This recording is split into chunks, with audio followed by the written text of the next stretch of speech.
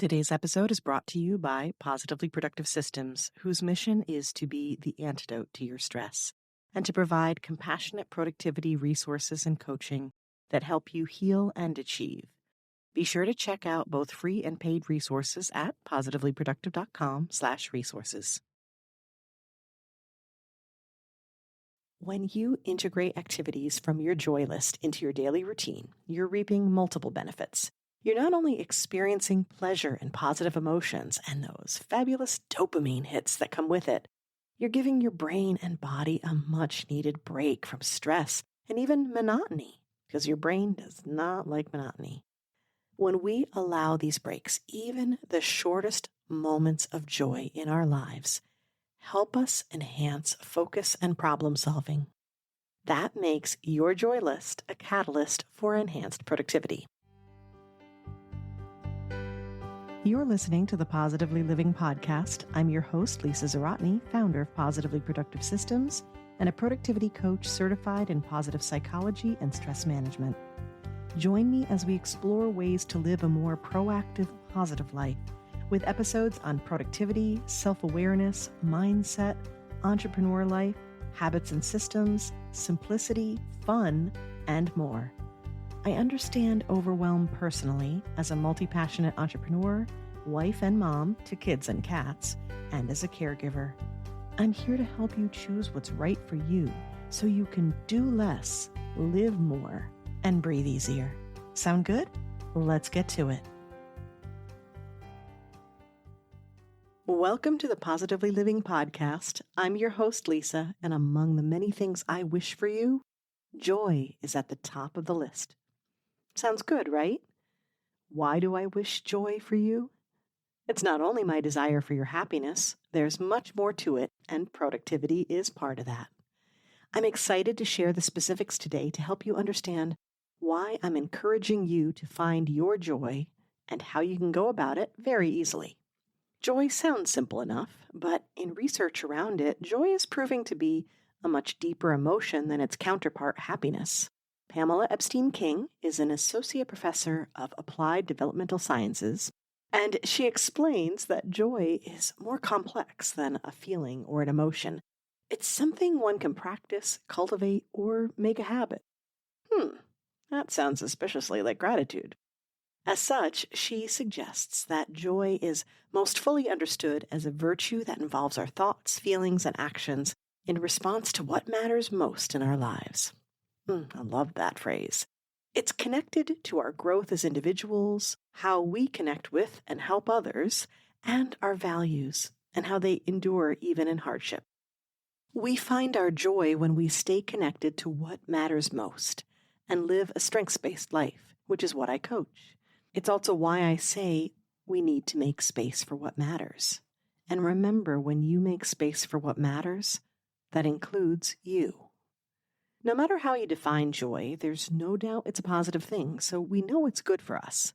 But the impact is greater than you may imagine. Positive psychology research, pioneered by experts like Dr. Barbara Fredrickson, whom I studied with for my positive psychology certificate, shows us that experiencing positive emotions broadens our mindset, enhances creativity, and ultimately builds resilience. Positive emotions are not only the result of our accomplishments, we feel good when we accomplish something, but they can lead us to them as well. Feeling joy as we work, for example, can enhance performance and teamwork, helping us connect to each other. You can become a better team player and be more innovative when you bring joy intentionally into your life. It helps you be willing to take chances and try new things, and all of that, in turn, can feed your success personally and professionally. Great. I'm sold, Lisa. More joy, please. Yeah, don't you wish you could just order it like that? Well, in some ways you can, and we'll get to that, but I do understand the idea of joy can sometimes be a struggle if you're in survival mode, if you're dealing with grief, if you're dealing with the world as it is right now. There's a lot that gets to our hearts and can block us, at least as we see it, from feeling joy. If you're overwhelmed even, joy can feel fleeting. if present at all. And when you're stressed and distracted, I know that tapping into it might feel difficult. But I promise you it's there, and it is accessible if you know where to look. That's why I created the Joy List. It's a very simple workbook to help you find your joy easily. Although we have common sources of happiness as humans, such as connecting with others and engaging in productive, meaningful, and fun activities, the details do matter. You need to know the specifics of those activities that work best for you, the ones that help you tap into joy instantaneously, the ones that feel the most natural to you, that have the biggest result despite the littlest effort. That's ice cream for me. You think I'm joking, but really, these moments in my life can be so simple and so small, but bring me great joy. It's those activities that soothe you and reset you, that brighten your day and your spirits, that make you feel more like you. That would be me telling horrible jokes and chatting with my kids in the car on the way home, which is why I prioritize picking them up from school. Oh, also, you probably guessed it, but iced coffee is on my joy list.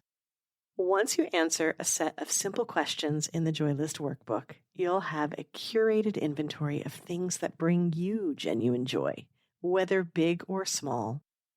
When you answer the questions, don't try to answer them in a way that sounds right, that sounds like they should be joyful.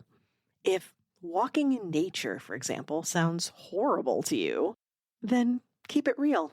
Don't put that down. Put down eating popcorn while rewatching favorite animated shows. Oh, wait, that would be on my list. And also on my younger teens' joy list very specifically. These are the things that help members of my family reset, recharge, feel more like themselves, feel more connected with each other. And that's why they're on our joy list. Consider what really matters to you and what that might look like. Could be spending time with friends and family. It could be being alone. Shout out to my introvert friends and clients. Let your core values guide you. And if you aren't sure what those are, I have a workbook for that too. If it lights you up, add it, even if it seems silly. Don't second guess yourself with these answers and feel free to list all manner of experiences, from those that cost money and take time to those that are free and quick.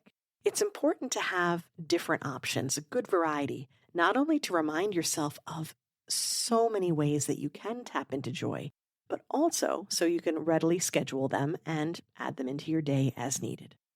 This list, which is specific to you, is not only a list of what brings you joy, it's a personalized self-care guide so you can recharge, nourish yourself, and energize yourself. Aha! See what I did there? Yep, we're working with self-care and energy management. You knew it all along, didn't you? That's right, because it's all connected. When you integrate activities from your joy list into your daily routine, you're reaping multiple benefits. You're not only experiencing pleasure and positive emotions and those fabulous dopamine hits that come with it, you're giving your brain and body a much-needed break from stress and even monotony, because your brain does not like monotony. This kind of break is essential, and we've chatted about it in other episodes like 131 on the act of pausing and 172 on rest and play to manage stress. When we allow these breaks, even the shortest moments of joy in our lives help us enhance focus and problem solving. That makes your joy list a catalyst for enhanced productivity. So why a list? You feel like you'd remember what these things are. You know what brings you joy, right? Well, it's easy to forget when you have so much else going on. When you go to the grocery store, you have a list of items you need, even though you know that, you need milk or cream for the coffee or coffee. You know you need these things, but it's easy to forget. So you keep a list so you won't forget them and you can check them off as you go. Same goes for things that bring you joy. It's easy to get caught up in the day-to-day and all the outside to-dos and forget to do the things that fill you up. Not only in a way that you may love, but in a way that you need. And finding those things that you need, that's the true meaning of self-care. You can create this list in minutes, and I recommend that you review and add to it frequently. From there, ensure you're selecting at least a few items from it to sprinkle into your routine. Could be daily, weekly, whatever you feel like you can do is fine, as long as you're consistent. Don't write the joy list and then set it aside. Make sure that it's an active document in your life. It keeps it top of mind, and it helps you find those opportunities that you may think that you don't have. Having a variety of items on the list helps you for tucking them into, really small time frames and keeping them part of your routine with ease. And the best part is, it does not take much to see the benefits.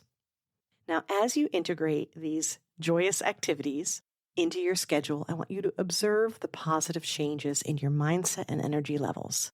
Think about it. As you do these things, are you rejuvenated? Or at the very least, less cranky? Do you feel more focused, more encouraged, less stressed, less weary, more determined? You feel better, right? That's amazing if you just feel better some days. Notice how this heightened sense of well-being spills over into everything you do. It creates a ripple effect of productivity and fulfillment. As we wrap up today's episode, may I urge you, do not underestimate the power of joy. It's not a frivolous pursuit to be seen as optional. It's a strategic tool for living your best life. Are you ready to create your joy list? You can head to my resources page on the website, positivelyproductive.com/resources, and request the Positively Productive Toolkit. I'll send you access to that. It has my top 3 client workbooks, and one of the other workbooks in it is the Core Values workbook, if that's something else that you want to try. As I continue to work on my own joy list, I love to hear what others have on theirs.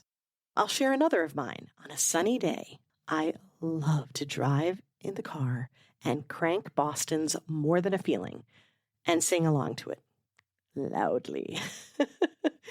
I don't know, there's something about that song in that moment, driving down a road, highway, the sun shining, it just sets me right every time. Okay, your turn. What's something that just turns you around every single time? I'd love to know it. It goes on your joy list, by the way. And I'd love it if you DM me on Instagram at positively_Lisa, or you can go to my connect page of the website, positivelyproductive.com/connect, and message me there.